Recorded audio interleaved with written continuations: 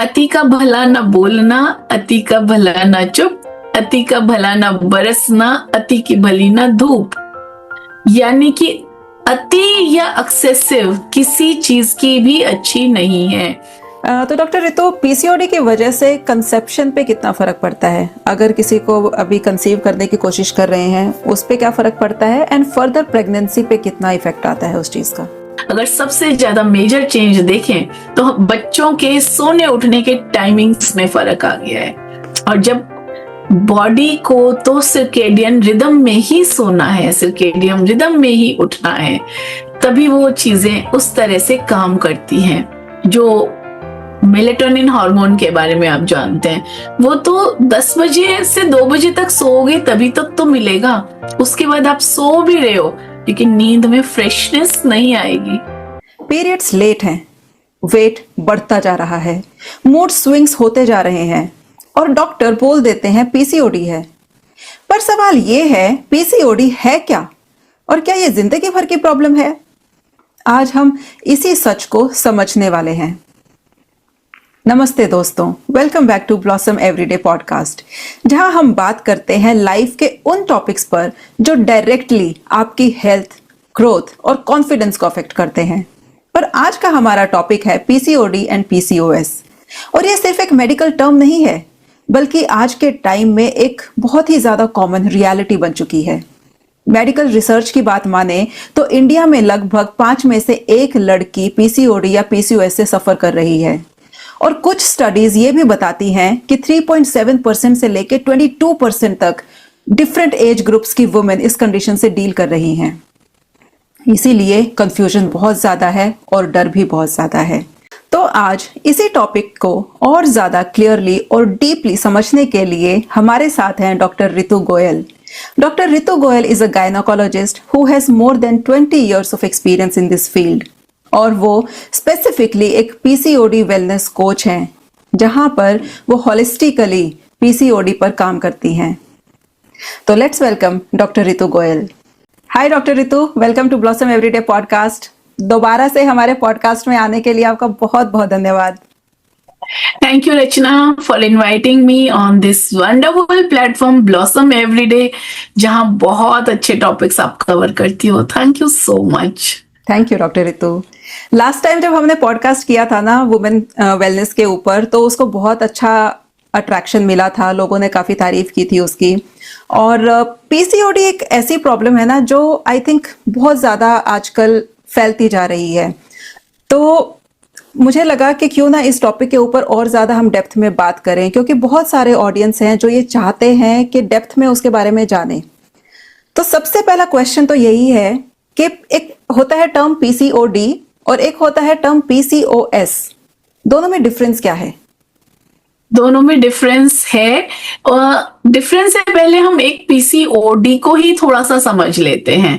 सबसे पहले एक ही चीज कहा जाता है, जैसे कोई पेशेंट आता है या किसी को डायग्नोज होता है कि आपके हार्मोन्स में डिस्टरबेंस है और हार्मोन्स डिस्टर्ब हैं, आपका वेट बढ़ गया है, उससे आपके हार्मोन्स डिस्टर्ब हो गए हैं, अपना वेट कम करो। जनरली लोगों को लगता है हार्मोन्स और वेट सिर्फ इतना ही है पीसीओडी, लेकिन पीसीओडी इससे बहुत ज्यादा डीप रूटेड है।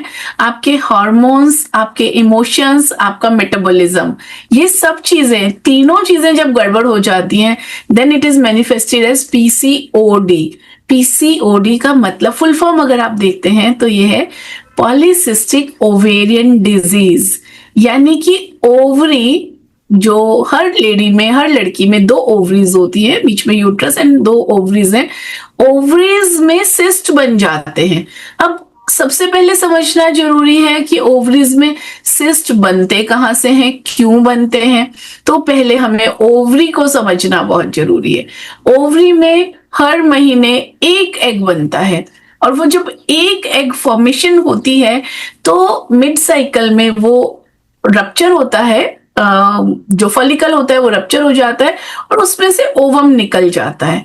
लेकिन पीसीओडी में जो हार्मोनल डिस्टरबेंस होती है वो इस तरह से होती है कि वो एग मैच्योर नहीं हो पाता, और जब एग मैच्योर नहीं होगा तो उस एग का जो डेवलपमेंट नहीं हुआ तो रप्चर नहीं होगा फॉलिकल, और रप्चर नहीं होगा तो फिर जो हार्मोन चेंज होना है, फॉलिकल के रप्चर होने के बाद, एग रिलीज होने के बाद एक डिफरेंट हार्मोन आता है, प्रोजेस्टेरोन बोलते हैं उसे।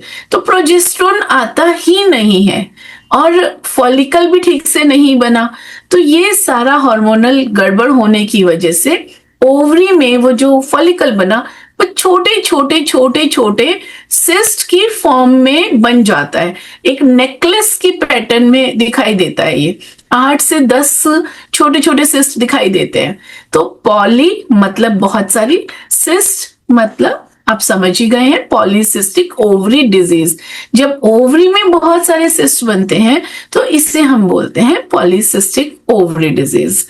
लेकिन ये सिर्फ ओवरी की डिजीज नहीं है, अभी जैसे मैंने बोला पूरी बॉडी का मेटाबॉलिज्म, इमोशंस, हार्मोन्स सब डिस्टर्ब होते हैं तब ये होता है। सो पॉलीसिस्टिक ओवरी डिजीज में ओवरी के इन्वॉल्वमेंट से हमें पता लग जाता है। लेकिन पीसीओएस, पॉलीसिस्टिक ओवेरियन सिंड्रोम, यानी कि ओवरीज तो वहां भी इन्वॉल्व होती है, लेकिन जब भी हम सिंड्रोम की बात करते हैं तो उसमें बहुत सारे बॉडी में फीचर्स आ जाते हैं। जो भी फीचर्स पीसीओडी में हैं उनका सिवियर फॉर्म जब आने लगता है तब हम उसे सिंड्रोम बोलते हैं, पॉलीसिस्टिक ओवेरियन सिंड्रोम। पीसीओडी आप इसे एक माइल्ड फॉर्म कह सकते हैं और पीसीओएस इसको थोड़ा सा नेक्स्ट लेवल पे आप कह सकते हैं, जिसके अंदर आपको इंसुलिन रेजिस्टेंस दिखाई देता है, हार्मोन्स की जो इम्बैलेंस है वो तो दिखाई देगा, और जो मेंटल और इमोशनल चीजें हैं वो भी ज्यादा प्रॉब्लम होती है। तो डॉक्टर रितु, आपने बोला कि जो पीसीओडी है वो एक माइल्डर वर्जन है और पीसीओएस उसका एग्रेवेटेड वर्जन है। तो अगर हम सिम्टम्स की बात करें तो सिम्टम्स कुछ अलग होते हैं दोनों में या सेम होते हैं? देखो, सिम्टम्स जो हैं वो तो सेम होते हैं लेकिन एग्रेवेटेड होते हैं। जैसे कि थोड़ा सा वेट गेन है या बहुत ज्यादा वेट गेन है, इंसुलिन रेजिस्टेंस माइल्ड फॉर्म में है या ज्यादा है, एक्नी है, थोड़ा बहुत है, बिगिनिंग है तो ठीक है, पीसीओएस है तो फिर वो ज्यादा हो जाएगी, एक डार्कनिंग हो जाएगी गर्दन पे, फेस पे, बैक ऑफ नेक पे, डार्कनिंग ऑफ स्किन और पिगमेंटेशन हो सकती है, तो पीसीओएस की तरफ हम उसे कर लेंगे। ऐसा कोई क्लियर डिमार्केशंस नहीं है कि इस तक, यहां तक पीसीओडी है और यहां से पीसीओएस हो गया है। Generally mild problem when it is limited to basically ovaries, तब हम इसको पीसीओडी कहेंगे, लेकिन जब हमारे बाकी बॉडी पार्ट्स ज्यादा इन्वॉल्व होने लग जाते हैं तब हम उसको पीसीओएस कह देते हैं। तो जो सिम्टम्स हैं वो बेसिकली सेम रहते हैं। ओके। और ये यूजुअली होता किस एज में है? कोई स्पेसिफिक, आपने जैसे अपने क्लिनिकल एक्सपीरियंस में कुछ ऐसा देखा है कि एक स्पेसिफिक एज होती है जहां पे ये शुरुआत होती है या फिर कभी भी हो जाता है लाइफ में? यस, हार्मोन्स जब गर्ल्स में पीरियड स्टार्ट होते हैं तो उनके अंदर पूरा हार्मोन्स चेंज हो जाते हैं। तो जब हार्मोन्स चेंज होते हैं उसमें एक बहुत मेजर इंपॉर्टेंट लैंडमार्क होता है पीरियड स्टार्ट होना, यानी मिनार्की। मिनार्की कब होती है? जब ओवुलेशन होता है, एग फॉर्मेशन स्टार्ट होता है। एग फॉर्मेशन स्टार्ट होता है उसी टाइम जब वो बॉडी में बाकी सब चीजें गड़बड़ है, वेट बढ़ा हुआ है और हार्मोन्स गड़बड़ हो रहे हैं, तो ओवुलेशन ठीक से नहीं होता। तो जनरली उस एज के बाद शुरू होते हैं, जिसे हम पीसीओडी बोलेंगे।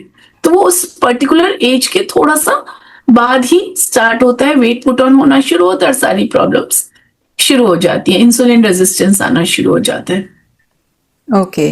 तो आप ये इंसुलिन रेजिस्टेंस की आपने बात करी, एग्जैक्टली होता क्या है इंसुलिन रेजिस्टेंस और कैसे इफेक्ट करता है? ये तो बहुत ही एक इम्पॉर्टेंट पॉइंट है Rachna, thank you for asking this question. Insulin resistance को समझना बहुत जरूरी है। जैसे कि इंसुलिन, मैं एक एग्जांपल से समझाती हूँ। जैसे कि आप एक सोसाइटी में रहते हैं और आपके पास एक चौकीदार है, एक चौकीदार है या टीम ऑफ चौकीदार है। अगर बाहर से कोई गेस्ट आएगा तो वो चौकीदार उस गेस्ट को लेके आपके घर में आएगा और वो आपको आपके घर तक पहुंचा देगा। दूसरा कोई आएगा, दूसरे घर में जाएगा। ऐसे वो चौकीदार अगर काम कर रहा है तो ठीक है, लेकिन एक टाइम ऐसा आएगा जब बहुत सारे गेस्ट तो आए हुए हैं, लेकिन आपके घर में जगह फुल हो गई और आप उसको मना करने लगते हो, नहीं जरूरत है, नहीं जरूरत है, क्योंकि हमारे घर में जगह नहीं है। अब ऐसा होगा ना कि जगह नहीं है घर में, लेकिन अब इसको इंसुलिन से कैसे समझे? इंसुलिन जो है वो चौकीदार है। ये जो घर है आपकी सोसाइटी में वो आपकी बॉडी के सेल्स हैं, और जो मेहमान आ रहे हैं वो ग्लूकोज है।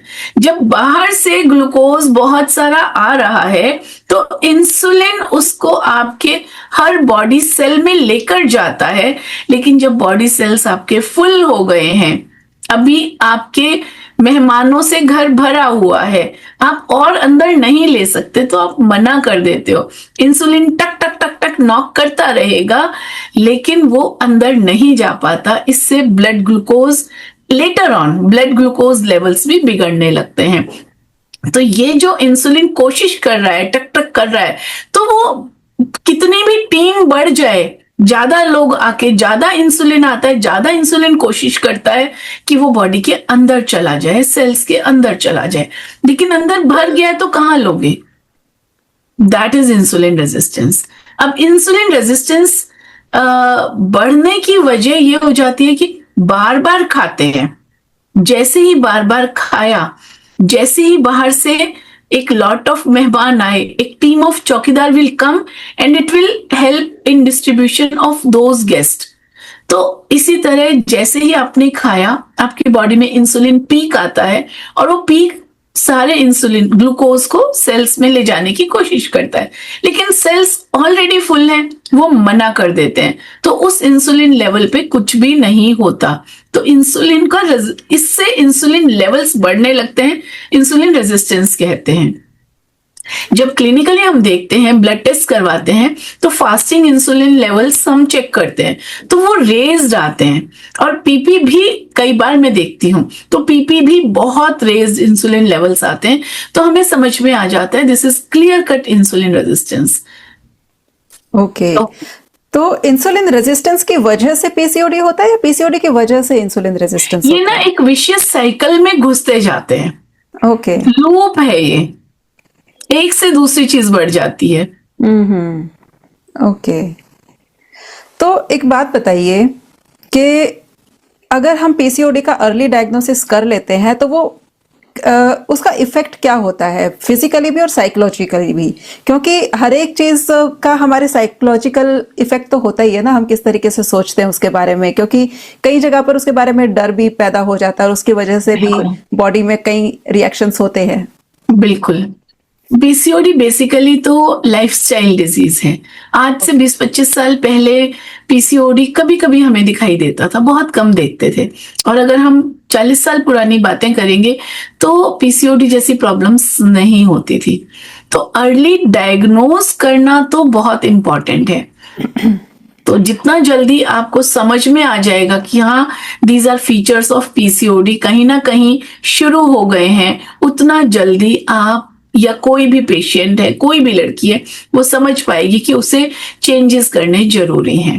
तो इसे जल्दी चेंज करना चाहिए। सभी जो भी पूरी बॉडी, माइंड, इमोशन, सब चीजों पे उसका बेटर रहेगा कि अगर पहले से पता रहे। राइट, तो आपने देखा है अपने पेशेंट्स के अंदर के जैसे अगर उनको जैसे डायग्नोसिस होता है उनका, तो कुछ साइकोलॉजिकल इफेक्ट आता है उनके ऊपर नेगेटिवली? बहुत ज्यादा तो मैं नहीं कह सकती, क्योंकि वो जब आते हैं तो उनको ऑलरेडी पीरियड्स की प्रॉब्लम चल रही होती है। मैं गायनेकोलॉजिस्ट हूँ, तो मेरे पास मैक्सिमम पेशेंट्स जो आते हैं they come with the problem of irregular periods, delayed periods, या मेडिसिन के बिना पीरियड आता ही नहीं। एक लड़की आई थी, उसका 6 महीने में एक बार पीरियड आता था, वो भी मेडिसिन से। तो पीरियड्स की प्रॉब्लम से वो ऑलरेडी स्ट्रेस्ड और ट्रॉमेटाइज्ड होते हैं, और फिर उसके बाद जब डायग्नोज होता है तो दे आर लाइक ठीक है, हाँ कुछ लोगों का पहले से भी डायग्नोज हो चुका होता है पीसीओडी, पूरा इंटरनेट पे मेरे तक पहुंचने में, क्योंकि हम अल्ट्रासाउंड लिखेंगे, अल्ट्रासाउंड में पीसीओडी आएगा, वो पीसीओडी को ऑलरेडी पूरी रिसर्च करके आते हैं कि हाँ ये पीसीओडी हो गया है। तो ओके लोग मतलब इसको एक्सेप्टेंस में आता जा रहा है ओके कि हाँ ठीक है पीसीओडी है, मुझे पीसीओडी है, very comfortably girls are saying हाँ मेरे को पहले पीसीओडी था, ऐसा भी बोलती हैं। ओके। तो डायग्नोसिस की आपने बात करी, डायग्नोसिस में क्या क्या मार्कर्स चेक किए जाते हैं? इज इट ओनली अल्ट्रासाउंड या फिर कुछ ब्लड मार्कर्स भी होते हैं जो होते हैं, जैसे एक आपने इंसुलिन रेजिस्टेंस भी बताया, I think that is one of the marker for that. देखो एक चीज को लेके पीसीओडी या पीसीओएस को हम डायग्नोज नहीं करेंगे। अगर अल्ट्रासाउंड में ओवरीज में पीसीओडी आ गया तब भी हम उसको ऐसे क्लियर कट पिक्चर नहीं कहेंगे, हमें कम से कम 2-3 क्राइटेरियाज मीट होने चाहिए। पीरियड्स में गड़बड़ है, इरेगुलर है, डिले होके पीरियड आ रहा है, प्रोलॉन्ग हो रहा है, कुछ भी गड़बड़ है, पीरियड्स की प्रॉब्लम है, या facial hair, facial acne on the cheeks, ये सब कुछ है, या हार्मोनल डिस्टर्बेंस जिसके अंदर insulin resistance is one of the hormones, one of the factors, and follicle stimulating hormone and LH luteinising hormone, इन सब का भी जो बैलेंस है, इनके रेशियोज अगर गड़बड़ हो जाते हैं, तो जब हमें एक से ज्यादा फीचर्स मिलते हैं तब हम उसको पीसीओडी डायग्नोज करते हैं। तो इस तरह से काफी सारी चीजें हमें देखनी पड़ती हैं। ओके। तो एक बार जब डायग्नोसिस हो जाता है तो इसका कुछ लेवल्स होते हैं कि अगर इस लेवल पर है तो you have to take medicine, और अगर उस लेवल पर नहीं पहुंचे हैं तो थोड़ा अगर आप लाइफस्टाइल चेंज भी करोगे तो वो कंडीशन आपकी मैनेज हो जाएगी या रिवर्स भी हो जाएगी? देखो ये person to person, doctor to doctor vary करता है। बहुत सारे डॉक्टर्स भी बहुत मैं इसको सिंपल वर्ड्स में कहूंगी कि ये person to person, doctor to doctor vary करता है, और कस्टमाइज करना पड़ता है कि किस पेशेंट की प्रॉब्लम क्या है, वो किस पर्पस से आई है, उसका बेसिक प्रॉब्लम क्या है। जैसे कि अगर कोई लड़की है जिसको प्रेगनेंसी प्लान करना है और उसका पीसीओडी डायग्नोज हो रहा है, तो हमें उसके अंदर दवाई देनी पड़ती है, देते हैं हम दवाई, क्योंकि लाइफस्टाइल मैनेज करना भी है, लेकिन बहुत सारी चीजें उसमें इम्पैक्ट करती हैं और दवाई की जरूरत उसमें पड़ जाती है। लेकिन बहुत कम एज की लड़कियां भी आती हैं, तो उनमें मैं जो प्रेफर करती हूँ, मैं उनको काफी काउंसल करती हूँ कि try to avoid the medicine if they can work on themselves. और बहुत सारी लड़कियां उसके बाद अपने लाइफस्टाइल में चेंज करते हैं, उनके पेरेंट्स चेंज करते हैं। तो ऐसा कोई ये नहीं है कि इस दिन करना है। कभी कभी फेशियल हेयर की वजह से आती है लड़कियां, तो फेशियल हेयर जो है वो बहुत उनकी लो सेल्फ इमेज करते हैं, सेल्फ स्टीम बड़ी लो होने लगती है, तो उसके लिए कई बार हमें मेडिसिन भी स्टार्ट करनी पड़ती हैं कि मेडिसिन भी हम स्टार्ट करेंगे, but you start working on your hormones, on your lifestyle, अपनी डाइट पे ध्यान दो, अपना सब चीजों पे ध्यान दो। तो दोनों तरफ से उसको हम काम करते हैं। ओके। तो आपने जैसे सिम्टम्स बताए ना पीसीओडी के, जैसे एक्नीज आने शुरू हो जाते हैं, फेशियल हेयर होते हैं, वेट गेन होना शुरू हो जाता है, ये जो सारी चीजें हैं ये पीसीओडी की वजह से ही होती हैं यूजुअली, या फिर कई बार सिर्फ जब पीरियड मतलब जब स्टार्ट होते हैं, जैसे आपने बोला कि उस टाइम पे बहुत एक हार्मोनल चेंज होता है बॉडी के अंदर, तो क्या वो उस हार्मोनल चेंज की वजह से एक टेम्परेरी फेज भी हो सकता है, या फिर वो स्पेसिफिकली पीसीओडी की वजह से ही आते हैं? देखो हार्मोनल चेंज तो हर लड़की में आ रहा है।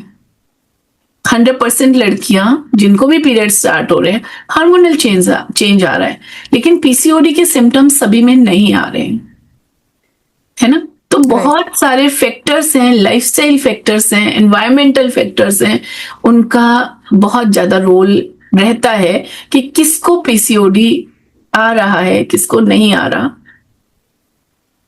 सिर्फ ऐसा नहीं बोल सकते कि only hormones are responsible, change of hormones are responsible. क्योंकि मेटाबॉलिक भी, मैंने अभी पहले भी बोला कि मेटाबॉलिक चेंजेस आते हैं, राइट। हार्मोन्स इंक्रीज हुए। अगर हम उनकी पूरी लाइफ को समझें, गर्ल्स हिट प्यूबर्टी, उसके बाद उनके अंदर बॉडी में वैसे भी चेंजेस आने लगते हैं, स्ट्रेस, उनकी क्लास पढ़ाई बड़ी होने लगती है तो स्ट्रेस आने लगता है। आजकल 8th 9th 10th के बच्चे कितनी टेंशन में आ जाते हैं, एंट्रेंस एग्जाम, पढ़ाई, करियर, तो वो स्ट्रेस, कंपैरिजन, जजमेंट, इतनी सब चीजें शुरू हो जाती हैं। फिर वो डोपामिन, खाने से भी हमें बेटर फील होता है तो over eating, multiple eating, munching, junk food, बहुत सारे फैक्टर्स। राइट। ये आपने बहुत अच्छी बात बताई, क्योंकि जो आप बोल रहे थे ना कि 40 साल पहले इतनी ज्यादा पीसीओडी देखने में नहीं आती थी, उस टाइम पे लाइफस्टाइल भी बहुत डिफरेंट था, जंक फूड इतना ज्यादा खुलेआम नहीं बिकता था तो हम नहीं खाते थे उस टाइम पे। प्लस जो टेंशन थी, जो ये स्ट्रेस थी, पढ़ाई की स्ट्रेस भी अगर आप लो तो उस टाइम पे इतनी ज्यादा नहीं थी। उस टाइम पे कहाँ हम इतना कंपैरिजन, जजमेंट और ये सब बातों के बारे में सोचते थे। बिल्कुल, अभी तो मतलब 1 घंटा भी ऐसा नहीं जाता हमारे जीवन का जब हम प्रैक्टिकली, एक्चुअली या अपने मन में किसी से कंपेयर नहीं कर रहे हैं, उसका ये, इसका ये, मेरा ये कम अच्छा, मेरा ये ज्यादा अच्छा। तो हमारा थॉट प्रोसेस पूरा चेंज हो गया है। आपने जो जंक फूड की बात की तो मैं ओल्ड मेमोरीज में चली गई।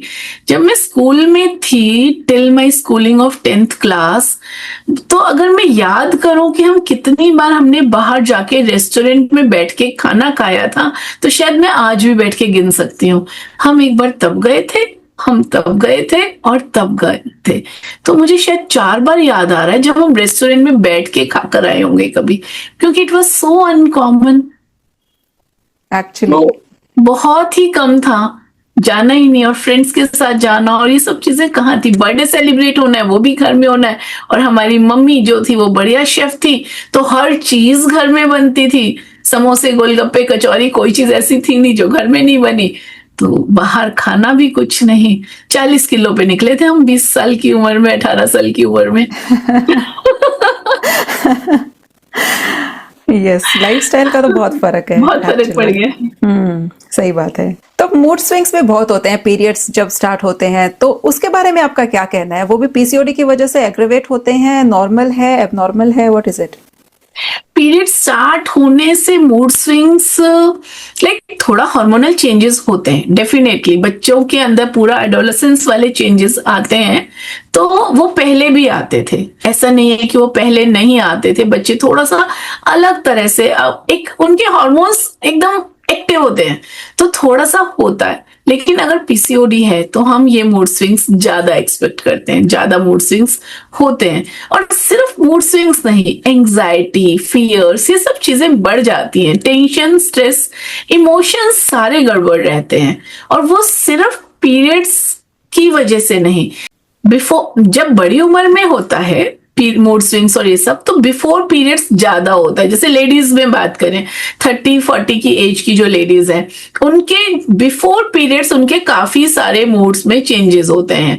लेकिन बच्चों में इतना ज्यादा मूड स्विंग्स नहीं दिखाई देते जो साइकिल से रिलेटेड होते हैं। एडोलेसेंट के हार्मोन्स चेंज होने से एक पूरे महीने में ही, पूरा टाइम ही वो थोड़ा डिफरेंट हार्मोनल वाइब में रहते हैं।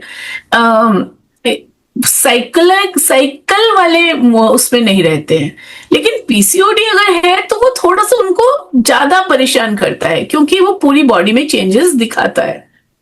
जो अभी मूड स्विंग्स बच्चों में हम लोग देख रहे हैं, उसकी वजह पीसीओडी जो है उसका, हमारा जो इमोशनल वाला पार्ट है ना, वो बड़ा रोल प्ले करता है। हम इसको एक एग्जांपल से समझते हैं। पुराने जमाने की बात ले लेते हैं, क्योंकि पुराने जमाने में क्या होता था, बहुत पहले के केवमैन की गुफाओं के टाइम की हम बात करते हैं। अगर आपके सामने शेर आ गया तो क्या होगा? घबराएंगे, भागेंगे, फाइट और फ्लाइट रिस्पॉन्स एकदम एक्टिवेट हो जाता था। हार्ट बीट टक टक टक टक टक, या पल्स बहुत ज्यादा, सांस बहुत तेजी से चलना, आंखें एकदम ऐसे चौकन्ने हो जाते थे, कहीं से डाउट भी हो गया तो ये या तो हम उससे लड़ेंगे या तो भाग जाएंगे। इस सिस्टम को बोलते थे फाइट और फ्लाइट। ये हमारी बॉडी में स्ट्रेस रिस्पॉन्स को डेवलप करता है, इंक्रीज करता है।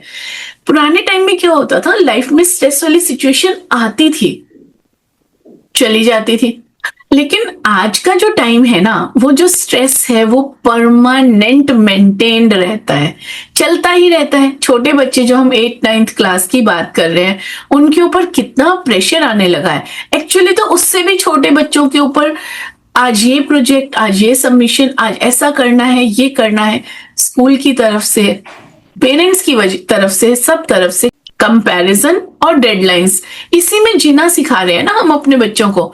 तो वो कंपैरिजन डेडलाइन जरूरी नहीं है 25, 30, 35 पे आएगा, वो छोटे बच्चों से ही शुरू हो जाता है। इधर कंपैरिजन डेडलाइन, दो चीजें आ रही हैं, बच्चे के अंदर एक तरह का स्ट्रेस आ जाता है, और वो स्ट्रेस जो होता है वो कॉर्टिसोल सिक्रीट करता है। कॉर्टिसोल सिक्रीट करने का मतलब है सर्वाइवल मोड में आ जाते हैं, और सर्वाइवल मोड का मतलब अगेन, जैसे कि आपके सामने शेर खड़ा है, आपकी बॉडी के रिस्पॉन्स सारे अकॉर्डिंगली होते हैं, यानी कि आपकी बॉडी में मेटाबॉलिज्म स्लो हो जाता है। हम शेर का एग्जांपल इसीलिए ले रहे हैं, शेर के आने से होता क्या है, आप पूरी एनर्जी इंसान की बॉडी की भागने में लगेगी, मसल्स में ब्लड फ्लो रहेगा, लेकिन एब्डोमेन में, इंटेस्टाइन्स में जो डाइजेशन का पार्ट है, वो पार्ट में वहां ब्लड फ्लो भी नहीं जाएगा, सिर्फ वाइटल ऑर्गन्स में जाएगा। तो बेसिकली बॉडी मेटाबॉलिज्म को नहीं ध्यान में देती, सिर्फ सरवाइव करना चाहती है। तो जो फैट है वो स्टोर हो जाएगा, और फैट स्टोरेज मैकेनिज्म से बेली फैट जो शुरू हो जाता है पीसीओडी वाले लोगों में, वो चीजें शुरू होने लगती हैं। तो जो हमारा यहाँ पे मूड स्विंग्स की बात आ रही थी, जहां पे हम इमोशनल डिस्टरबेंस की बात कर रहे हैं, तो इमोशनल डिस्टरबेंस और पीसीओडी की शुरुआत ये एक बहुत अर्ली स्टेज पे लाइफस्टाइल चेंज होता जाता है, लेकिन वो जनरली मैनिफेस्ट जो पीसीओडी है, ओवेरियन डिजीज, वो प्यूबर्टी के हिट होने के बाद ही हम उसको करते हैं। लेकिन प्रॉब्लम जो लाइफस्टाइल और एनवायरमेंटल फैक्टर है वो बहुत पहले से शुरू हो चुका होता है।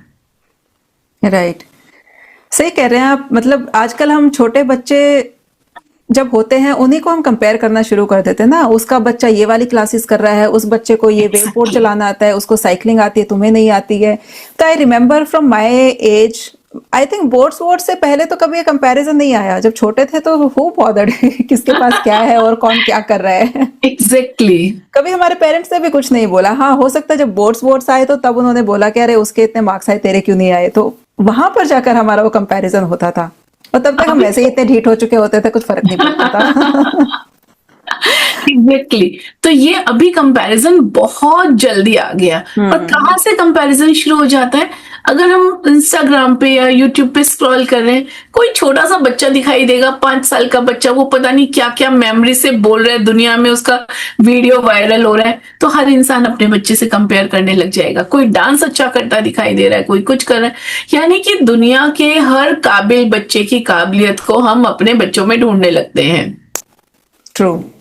जबकि हम ये सोचते कि हर बच्चा अलग है। मछली को आप पेड़ पे नहीं चढ़ा सकते, क्लाइम करना नहीं सिखा सकते हो। एग्जैक्टली और हमें हमेशा ये याद रखना चाहिए कि ये क्वालिटी भले ही मेरे बच्चे में नहीं है, पर भगवान ने मेरे बच्चे को भी कुछ बहुत अच्छा देकर भेजा है, जो कि बाकी बच्चों के पास नहीं है। सबके पास कुछ ना कुछ बहुत अच्छा है, तो उसी को फाइंड आउट करना है, उसी को डेवलप करना है, इंस्टेड की कंपेयर करते जाएं।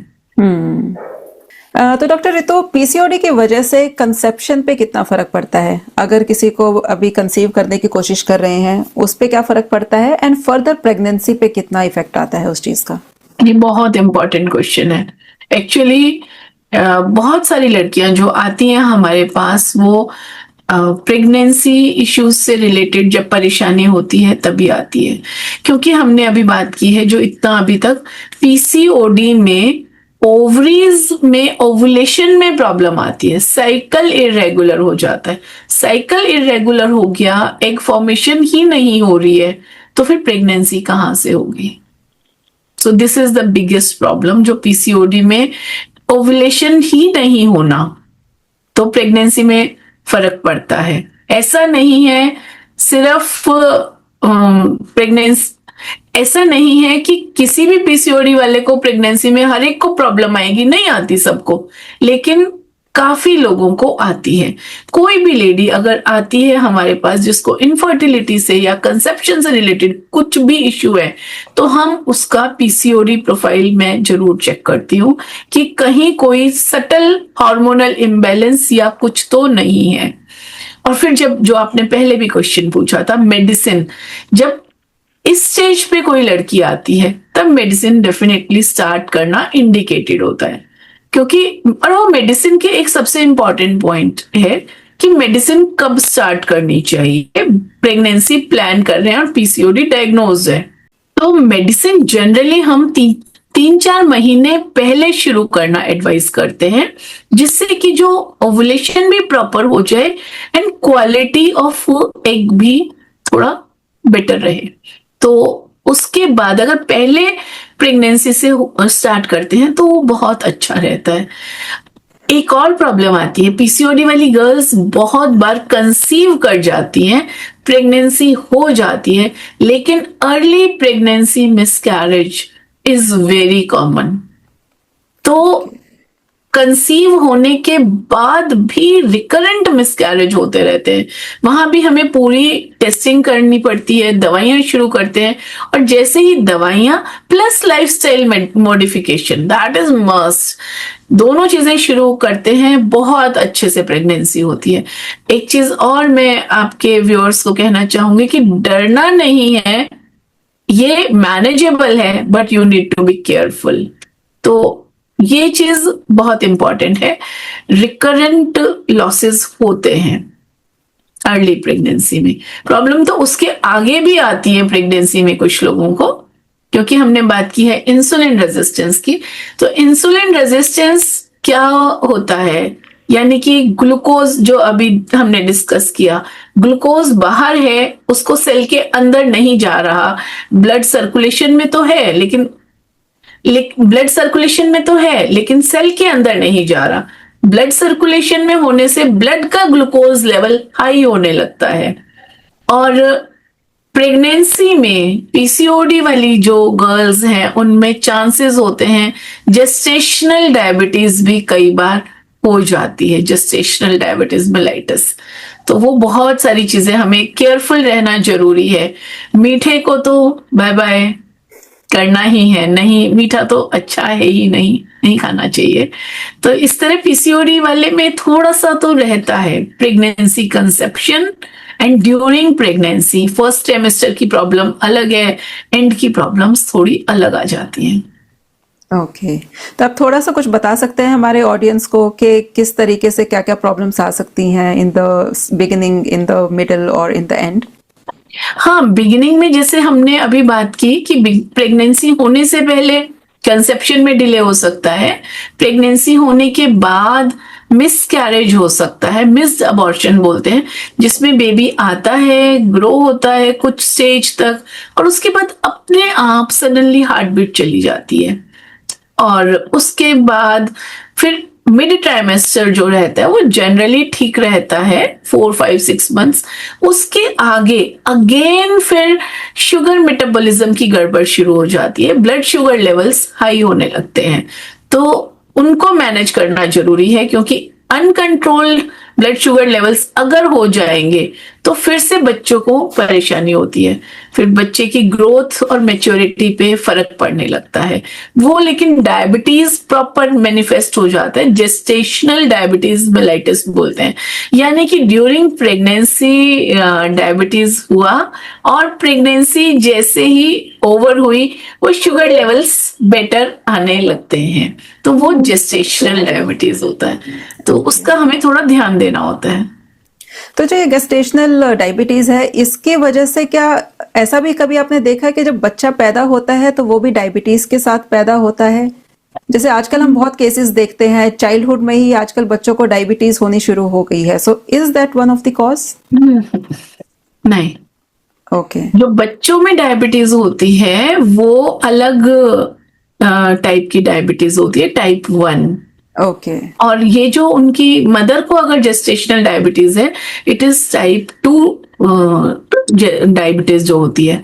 टाइप 1 वाली होती है वो इंसुलिन डिपेंडेंट डायबिटीज होती है, जिसमें बच्चों में जब डायबिटीज होता है तो उनको बहुत कम एज से इंसुलिन देना पड़ता है, उनकी बॉडी में इंसुलिन प्रोडक्शन की प्रॉब्लम होती है। ओके। और जो हम पीसीओडी और जो बड़ी एज में डायबिटीज हो रहा है उसके अंदर इंसुलिन रेजिस्टेंस होता है, यानी कि इंसुलिन है बॉडी में बट वो काम नहीं कर पा रहा। राइट। सिर्फ अंदर फुल हो गए हैं हमारी बॉडी के सेल्स, यही नहीं होता। उसके अंदर एक ये भी होता है कि इंसुलिन रिसेप्टर होता है, यानी कि आप समझे चौकीदार आ रहा है वो, लेकिन उसका गेट जो है वो डिफॉर्म हो गया कि उसके अंदर से ग्लूकोज को अंदर नहीं घुसाया जा सकता, तो रिसेप्टर गड़बड़ हो जाते हैं। But insulin is there.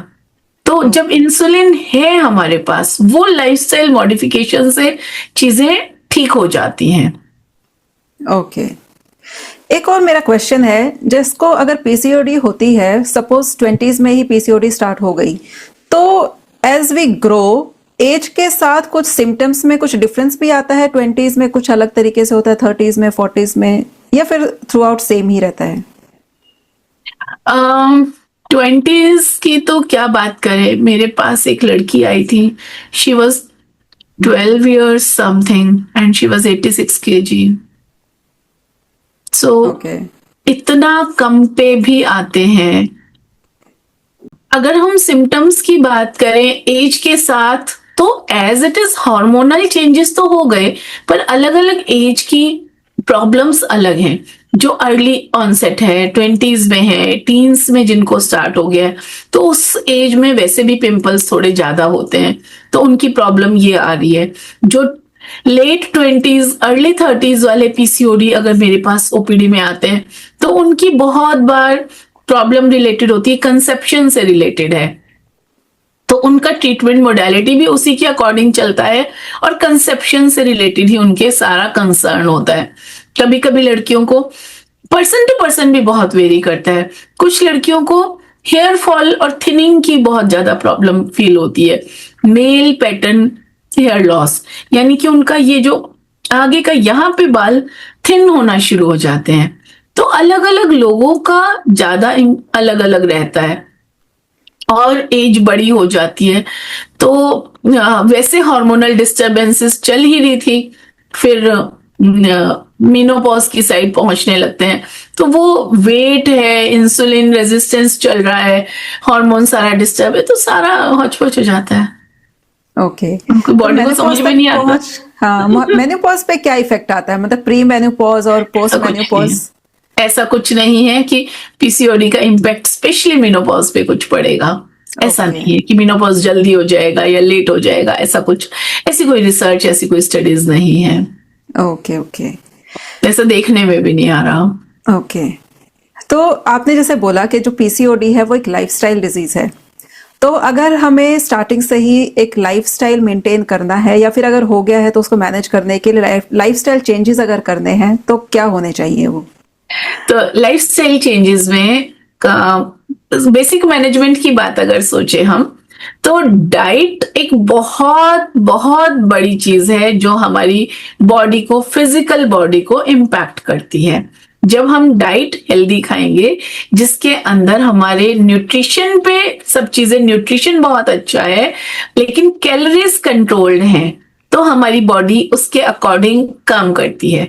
जैसे कि अगर हम अपना पुराना लाइफस्टाइल की बात करें, पुरानी चीजों की बातें करें, तो वहां पे सात्विक, राजसिक, तामसिक फूड की बात की जाती थी।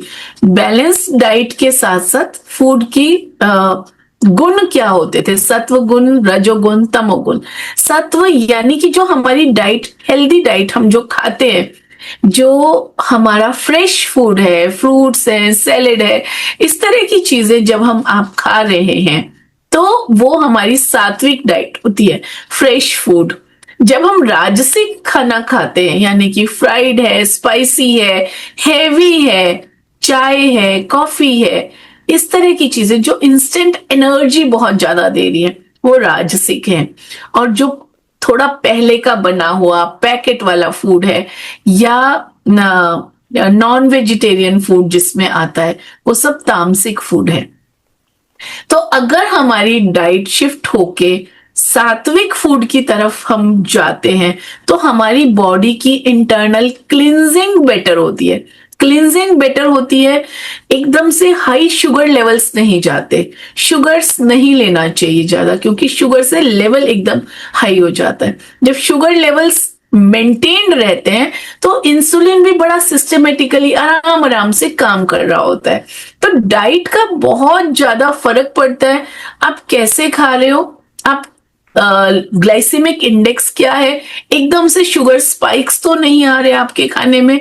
और डाइट जब आपकी कंट्रोल हो जाती है, बार बार मंचिंग नहीं कर रहे हो, क्योंकि जितनी बार आप खाना खाओगे, जितनी बार शुगर इनटेक होगा, मीठा कुछ भी जाएगा, चलते फिरते लिया और खा लिया, ये नहीं करना है, क्योंकि उससे एकदम से इंसुलिन की स्पाइक आती है और उससे हमारा फिर हार्मोन्स गड़बड़ होने लगते हैं, इंसुलिन रेजिस्टेंस ज्यादा होने लगता है।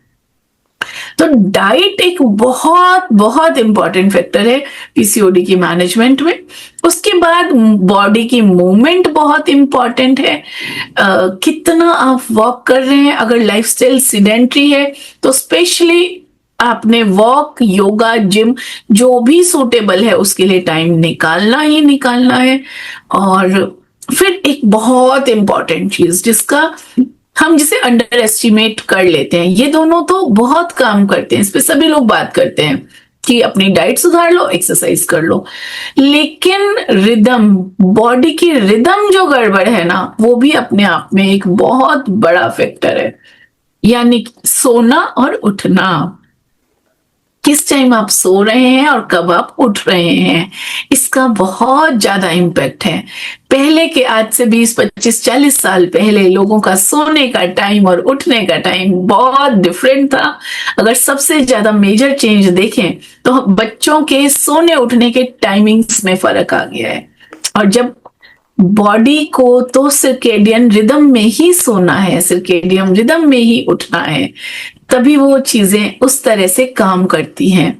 जो मेलेटोनिन हार्मोन के बारे में आप जानते हैं, वो तो 10 बजे से 2 बजे तक सोओगे तभी तक तो मिलेगा, उसके बाद आप सो भी रहे हो लेकिन नींद में फ्रेशनेस नहीं आएगी, तो वहां से गड़बड़ सारी शुरू हो जाती है।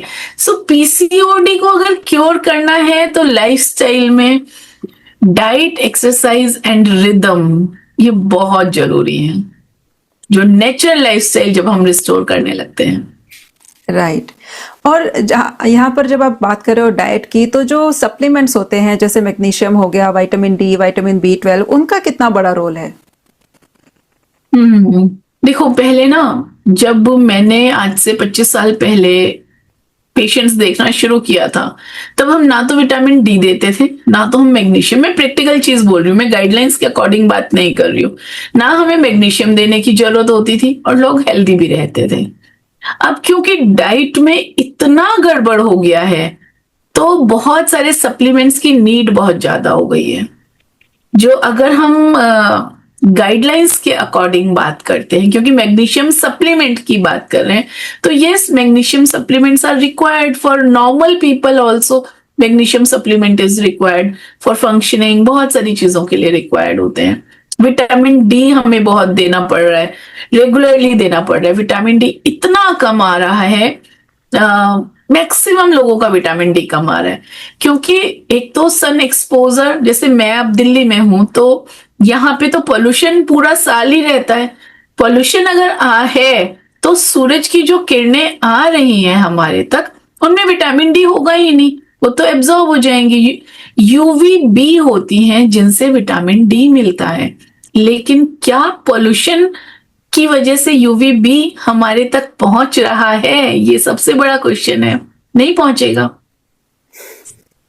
यूवीए पहुंच जाएगी सनलाइट में, लेकिन वो हमारे को विटामिन डी नहीं देता है। सनलाइट का भी बड़ा स्पेसिफिक टाइम है जब आपको विटामिन डी मिलेगा। और नहीं मिल रहा है तो फिर गड़बड़। और विटामिन डी की deficiency again leads to hormonal imbalance and increase of PCOD symptoms and all this problem, क्योंकि इन्फ्लेमेशन ज्यादा हो जाती है तो विटामिन डी के सप्लीमेंटेशन देनी पड़ रही है। राइट। और लाइफस्टाइल में आपने बोला कि एक्सरसाइज भी करनी चाहिए, सीडेंटरी लाइफस्टाइल नहीं होना चाहिए, लेकिन कई बार होता है कि जब एक्सेसिव वर्कआउट भी करते हैं ना, उसकी वजह से कई बार पीसीओडी के जो सिम्टम्स हैं वो और ज्यादा एग्रेवेट हो जाते हैं कम होने की बजाय। ऐसा क्यों होता है? आपने एक वर्ड किया एक्सेसिव। एक्सेसिव में एक वो है, कहावत है, अति का भला न बोलना, अति का भला न चुप, अति का भला न बरसना, अति की भली न धूप। यानी कि अति या एक्सेसिव किसी चीज की भी अच्छी नहीं है, नॉट ओनली पीसीओडी। और दूसरी चीज जो मैंने अभी बात कही, रिदम।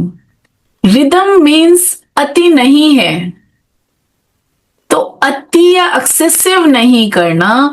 डाइट करना है तो सबसे पहले तो रिदम बनानी पड़ेगी। डाइट करनी है तो कंट्रोल में, हिसाब से एक दिन में आप चेंज कर लेंगे। या एक्सरसाइज एकदम से क्रैश डाइट और एक्सरसाइज, बॉडी को आपने क्या दिया, प्यार दिया, रिदम दिया या स्ट्रेस? एक्सेस तो स्ट्रेस देगा ना, और जब स्ट्रेस दिया तो बॉडी कहाँ जाएगी? सर्वाइवल मोड में। जैसे ही वो स्ट्रेस कम होगा, body will start again storing fat and सारा पुराना मोड, सर्वाइवल मोड। इसीलिए कई लोगों का वो होता है ना एटीट्यूड, ऑल और नथिंग। यस।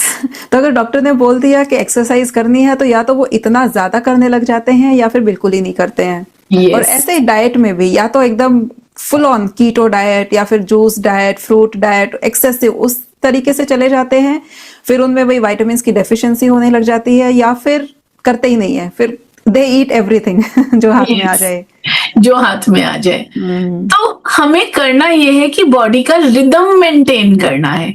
रिदम जब मेंटेन करना है तो हमारी बॉडी को पता होना चाहिए कि मुझे सुबह 9:30 बजे ब्रेकफास्ट मिलने वाला है, मुझे 1:30 बजे लंच मिलने वाला है, मुझे 5 बजे स्नैक्स मिलने वाले हैं, मुझे 8 बजे खाना खाना है। If this is the routine तो बॉडी कंफर्टेबल है, उसको सही टाइम पे भूख लगेगी, उससे पहले भूख नहीं लगेगी आपको।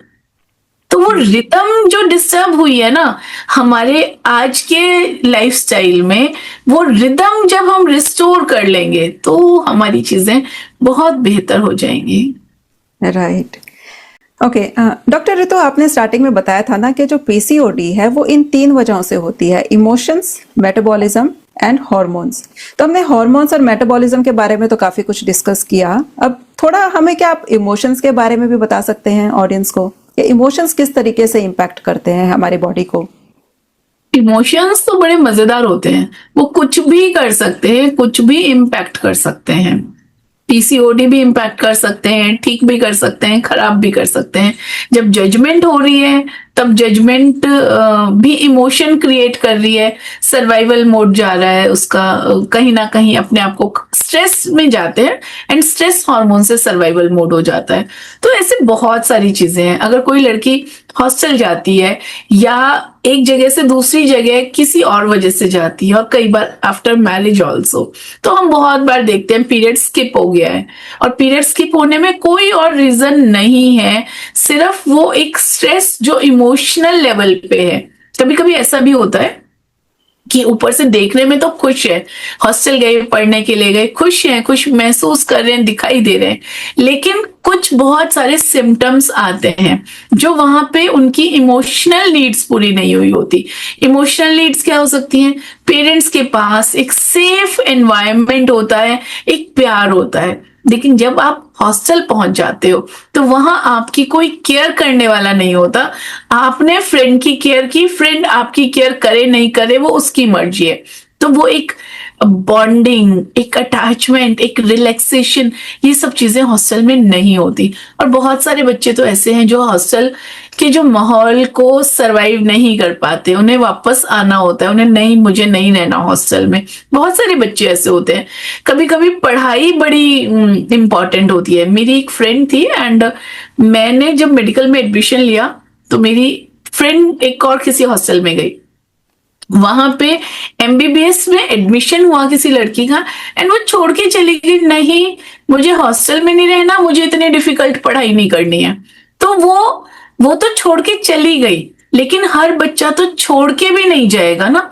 उनकी अपनी प्रैक्टिकल लाइफ की चीजें, उनकी फैमिली की चीजें, लोगों पेरेंट्स के सपने इतने सब होते हैं कि वो वहां पे रहते भी हैं, स्ट्रगल भी करते हैं, और वो इमोशंस बहुत ज्यादा, इमोशंस अंदर डीप में कॉन्शियसली नहीं भी पता, सब कॉन्शियसली वो इम्पैक्ट करते हैं।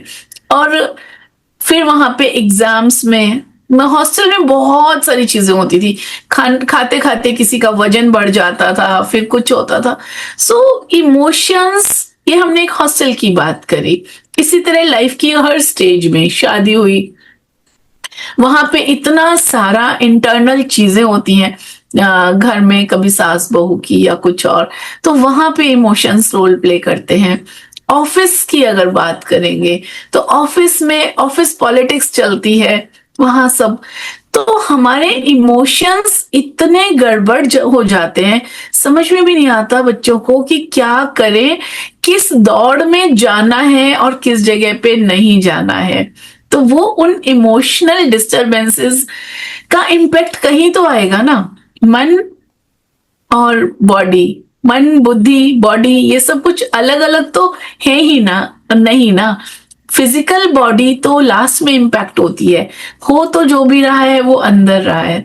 तो डेफिनेटली इमोशंस तो सबसे इंपॉर्टेंट रोल है। और जो मैं सब लोगों को समझाती हूँ वो यही समझाती हूँ कि अपने इमोशंस को समझना सीखो। अपने इमोशंस में कौन सी चीज सही है, कौन सी नहीं है, उसको जब तक आप नहीं सीख पाओगे, नहीं चेंज कर पाओगे, बाहर की फिजिकल बॉडी की रियलिटी को चेंज करना बहुत मुश्किल है। डाइट, लाइफस्टाइल, रिदम, इमोशंस बहुत जरूरी है ये सब। राइट। तो डॉक्टर, ये तो आप तो हॉलिस्टिकली पीसीओडी वेलनेस कोच हैं, सब कुछ हॉलिस्टिकली करवाती हैं, सिखाती हैं।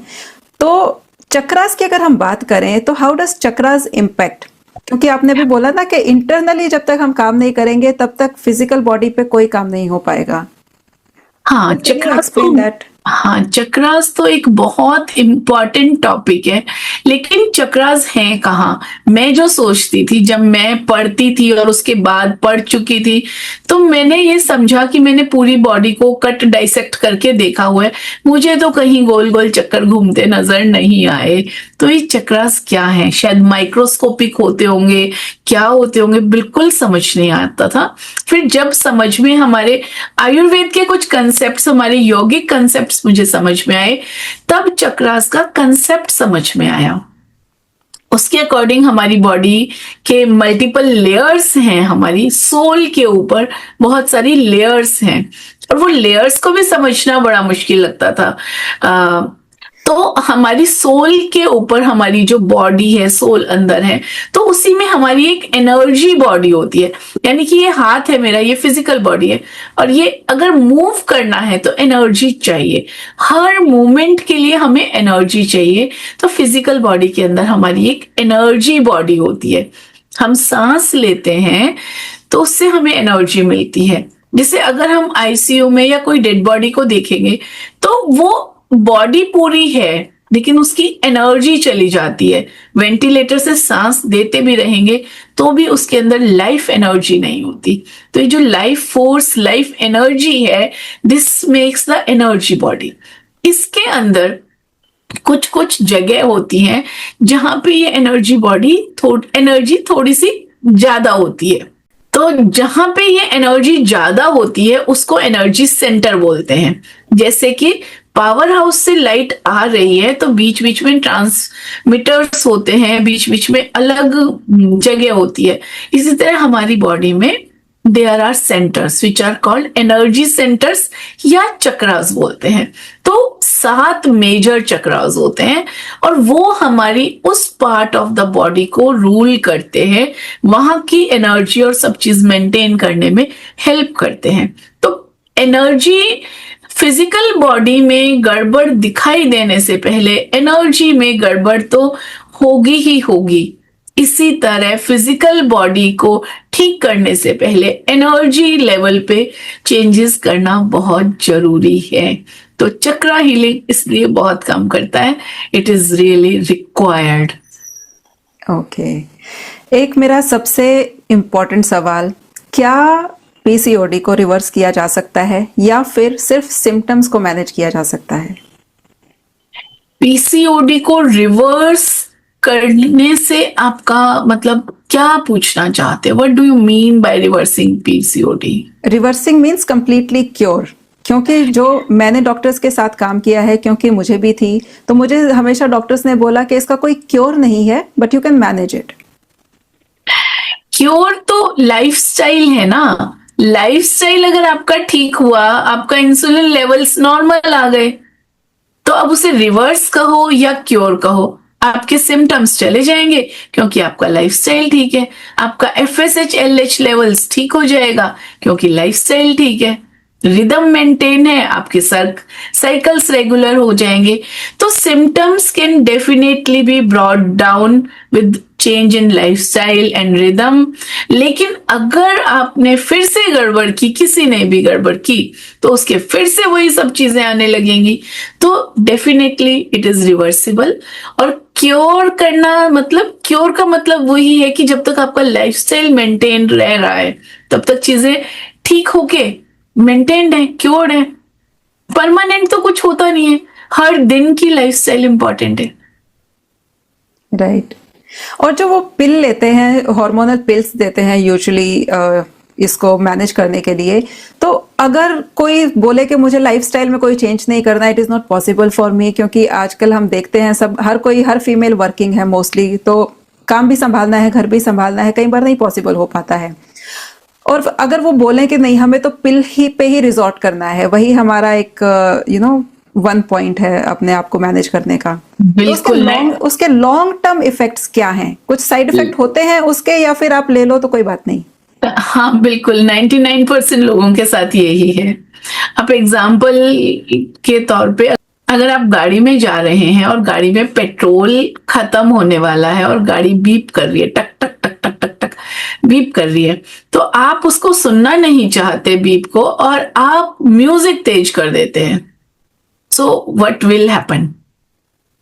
गाड़ी तो रुक ही जाएगी जब पेट्रोल खत्म होगा तो।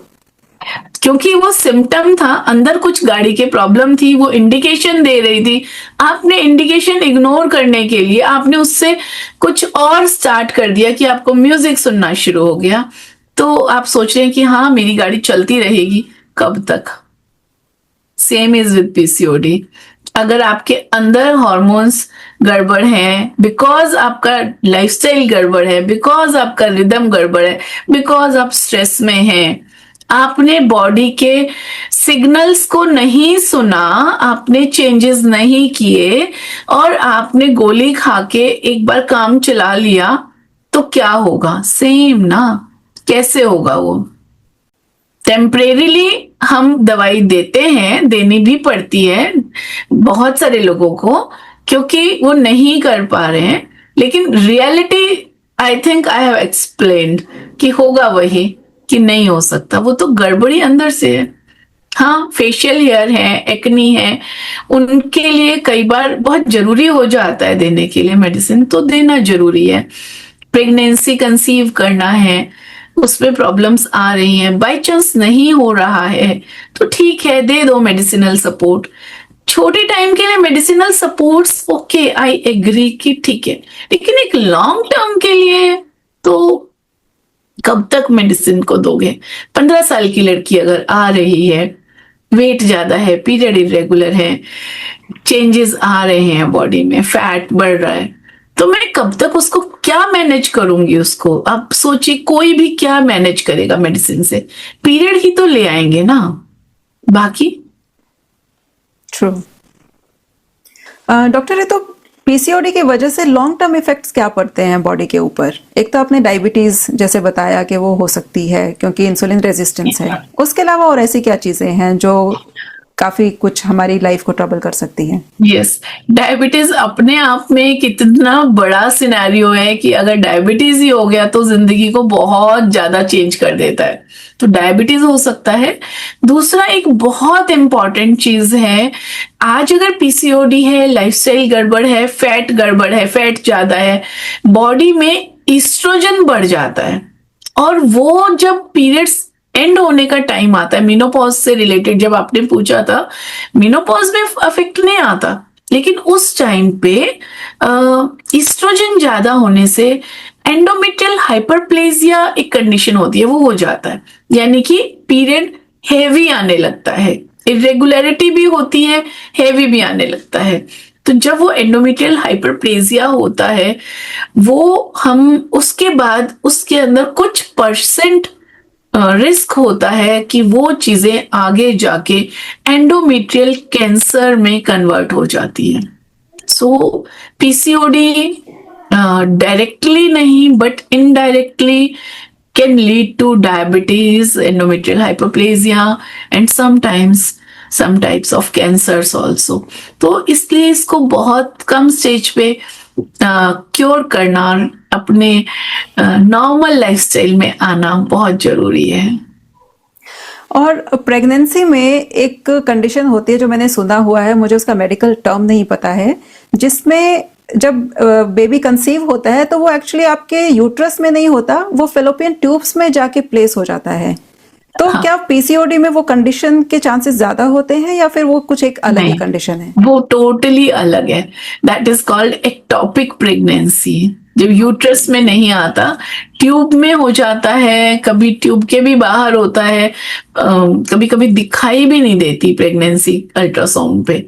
एक तो यूट्रस में है तो एकदम बढ़िया है, ट्यूब में है तो एक्टोपिक है, कभी कभी ओवरी में ही आ जाता है, वो रेयर है बट वो भी हमने देखा है, ovarian pregnancy.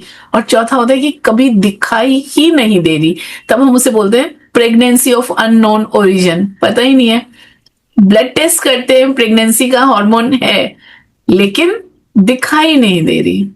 Okay. It is not related to PCOD, वो अलग है, उसके भी कुछ फैक्टर्स होते हैं, कुछ रीजंस होते हैं, बट वो अलग है। आई थिंक हम प्रेगनेंसी पे बाद में फिर कभी बात कर सकते हैं, क्योंकि pregnancy itself is a big topic. Pregnancy तो बहुत बड़ा टॉपिक है। एक और बात बताइए, मैंने मतलब ये चीज देखी है सामने अपनी आंखों के। So there was a friend, उसको ना फेशियल हेयर की प्रॉब्लम थी। तो जैसे इसमें टेस्टोस्टेरोन लेवल शायद ज्यादा बढ़ जाते हैं, जिसकी वजह से फेशियल हेयर आना शुरू हो जाते हैं। तो उसकी फेशियल हेयर की वजह से ना she used to get laser treatment. आजकल तो काफी ट्रीटमेंट्स आ गई है ना, तो उसके कई 7-8 कुछ सिटिंग्स होती हैं और वो लेजर ट्रीटमेंट करते हैं फेशियल हेयर के लिए। तो अगर आपको पीसीओडी है और आपने उसको मतलब मैनेज नहीं किया है कुछ भी करके, और आप सिर्फ वो लेजर ट्रीटमेंट करवा रहे हो, इफेक्टिव होती है क्या वो? कुछ लोगों के लिए इफेक्टिव होती है, पर कई बार उसके बाद भी हेयर ग्रोथ और आने लगती है, नए हेयर्स भी आने लगते हैं। अच्छा। अगर आपने लेजर ट्रीटमेंट लिया है ठीक है, लेकिन बाकी चीजें भी अगर मैनेज करेंगे तो चीजें बेटर मेंटेन रहेंगी। ओके, ठीक है।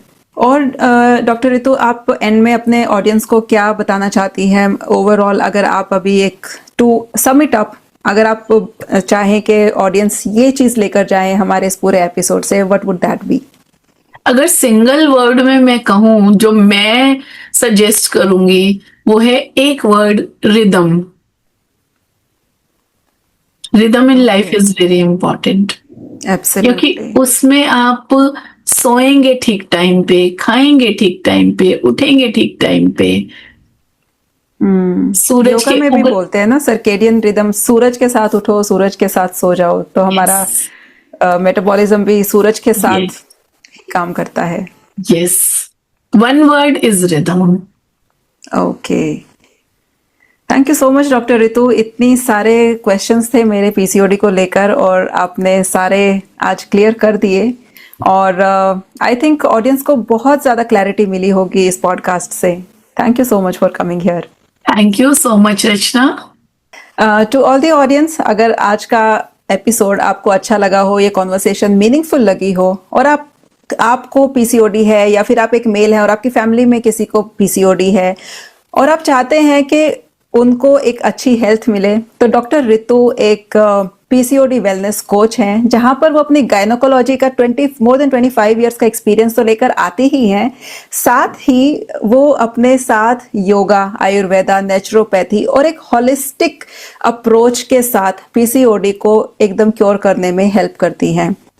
और आप उनके प्रोग्राम्स ज्वाइन कर सकते हैं, मैं डिटेल्स आपको डिस्क्रिप्शन में दे दूंगी, और वहां पर जाकर आप डॉक्टर रितु को कांटेक्ट कर सकते हैं, उनको फॉलो कर सकते हैं उनके इंस्टाग्राम पे, यूट्यूब पे, and you will come to know her better over there. तो अगर आपको आज का एपिसोड अच्छा लगा हो तो please like this episode and subscribe to the channel, और yes, share this video to as many people as you want to. And I'll see you in the next video with another meaningful conversation. Until then, keep learning, keep growing, and keep blossoming every day. Thank you so much, everyone.